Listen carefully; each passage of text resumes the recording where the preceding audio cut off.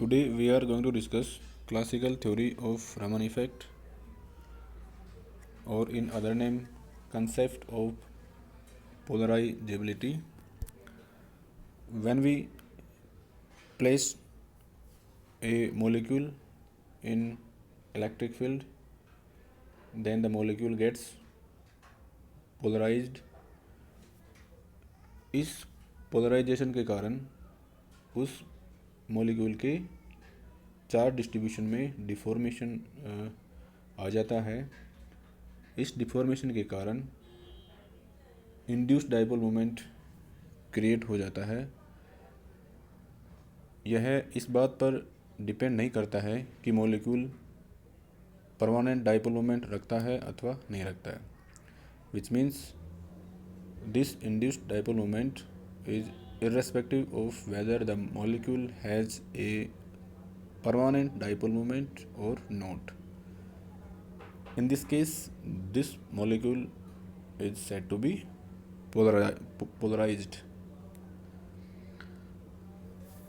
अब यहाँ पर इस मॉलिक्यूल पर जो इंसिडेंट लाइट फॉल हुई उसका इलेक्ट्रिक फील्ड पार्ट है, उसको हम इससे रिप्रेजेंट करते हैं E equals to e naught sine 2 pi nu dash T.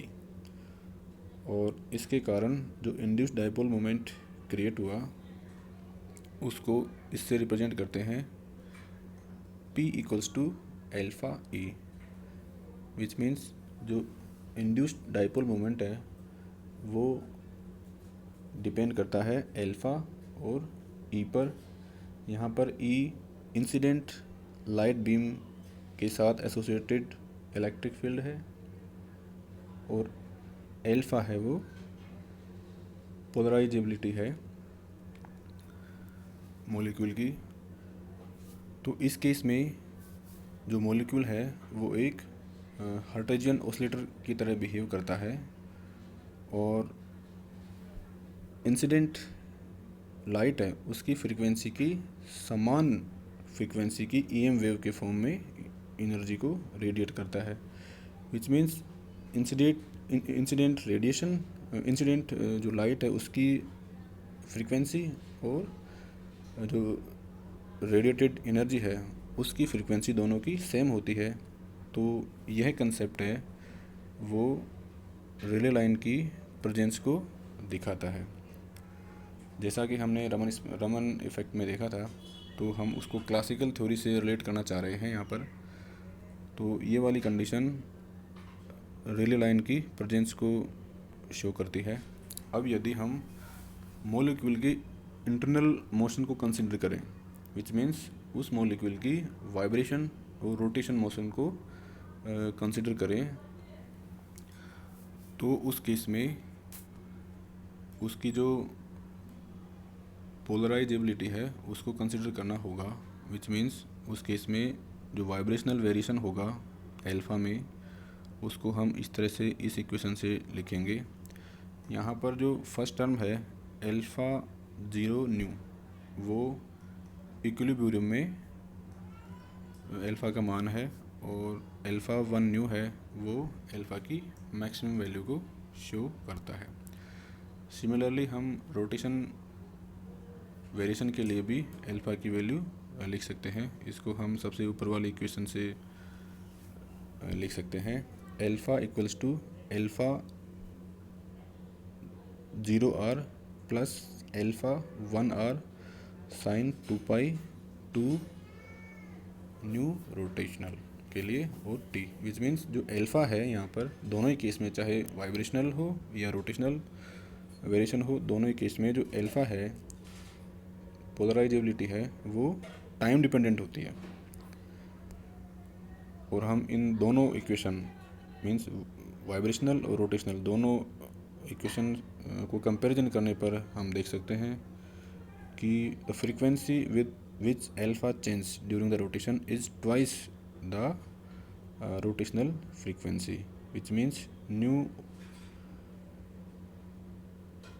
जो रोटेशनल की है वाइब्रेशनल की है वो रोटेशनल की फ्रीक्वेंसी का दुगना होती है। तो यदि एल्फ़ा की वैल्यू को हम ऊपर पी वाली इक्वेशन में पुट करेंगे तो हमें ये इक्वेशन प्राप्त होगी।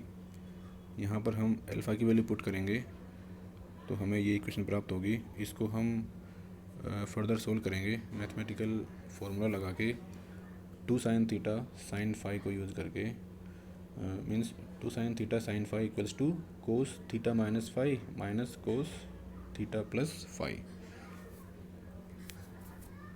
इस फॉर्मूले को अप्लाई करने के बाद में हमें ये टर्म मिलेगी। इसको हम फर्दर रीअरेंज करेंगे। ये तो वाइब्रेशन के लिए है और सिमिलरली ऐसा ही हम रोटेशनल के लिए भी निकाल सकते हैं। रोटेशनल वाले केस में अल्फ़ा की वैल्यू ये वाली पुट करेंगे जो सबसे ऊपर है, तो इस वाले केस में भी हम ये इक्वेशन प्राप्त करते हैं। अब इस इक्वेशन में चाहे वह वाइब्रेशनल के लिए हो चाहे रोटेशनल के लिए हो, मीन्स जब हमने इसकी मॉलिक्यूल की इंटरनल मोशन मीन्स वाइब्रेशन और रोटेशन दोनों को कंसिडर किया है, तो इस केस में हमें 3 टर्म प्राप्त होती है। दोनों ही केस में चाहे वे वाइब्रेशन हो चाहे रोटेशन हो। First term this one, second term ये और थर्ड टर्म ये। यहाँ पर जो फर्स्ट टर्म है वो बताती है कि जो मॉलिक्यूल है वो इंसिडेंट बीम है उसकी फ्रीक्वेंसी से ही ऑसिलेट करती है, which means new dash frequency से ऑसिलेट करता है। और ये 2 टर्म है, ये इनमें जो फ्रीक्वेंसी है वो न्यू डैश नहीं होकर या तो कम है न्यू डैश से या अधिक है, विच मीन्स सेम फ्रीक्वेंसी नहीं है। तो जो फर्स्ट टर्म है वो तो रेले लाइन को शो करती है क्योंकि यहाँ पर सेम फ्रीक्वेंसी है और यहाँ पर चेंज फ्रीक्वेंसी को दिखाया गया है, चाहे इंसिडेंट फ्रीक्वेंसी से कम है एक तो और एक अधिक है। तो यह उस स्कैटर्ड लाइट में रमन लाइंस को शो करती है। यहाँ पर जो लोअर फ्रीक्वेंसी है वो स्टोक लाइंस को दिखाती है जो स्कैटर्ड लाइट उसमें, और ये जो बढ़ी हुई फ्रीक्वेंसी वाली लाइन है विच मीन्स ये टर्म है ये स्कैटर्ड लाइट में एंटी स्टोक लाइन को रिप्रेजेंट करती है। ऐसा ही सेम केस रोटेशन वाले केस में भी है। यहाँ पर भी ये टर्म रेले लाइन को रिप्रेजेंट करती है और ये टर्म स्टोक लाइन को और ये टर्म एंटी स्टोक लाइन को, विच मीन्स ये जो टर्म है सेकेंड टर्म है वो रमन इफ़ेक्ट को बताती है और ये रेले लाइन को शो करती है। अब यहाँ पर इम्पोर्टेंट कंक्लूजन ये है कि यदि इन दोनों ही इक्वेशन में हम यदि अल्फ़ा को 0 मान लें, विच मीन्स पोलराइजेबिलिटी है उसको हम 0 मान लें, तो इन दोनों केस में ये टर्म 0 हो जाएगी और ये टर्म भी 0 हो जाएगी। तो हमारे पास में केवल फर्स्ट टर्म रहेगी दोनों ही केस में। तो उस केस में हमारे पास में केवल जो रेले लाइन है वही प्राप्त होगी स्कैटर्ड लाइट में, मीन्स उस केस में जो रमन इफ़ेक्ट है वो ऑब्जर्व नहीं होगा।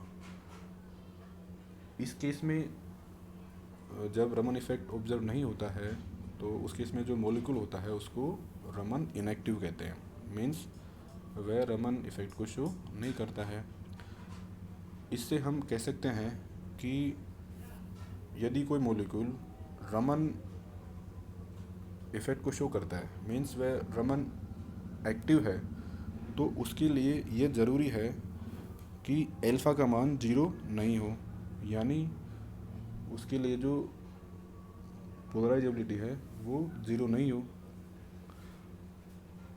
या फिर दूसरे शब्दों में हम इस तरह कह सकते हैं कि उस मॉलिक्यूल की वाइब्रेशनल और रोटेशनल मोशन दोनों के कारण जो मॉलिक्यूलर पोलराइजेबिलिटी है उसमें चेंज ज़रूर होना चाहिए रमन एक्टिव होने के लिए उस मॉलिक्यूल के। Thank you.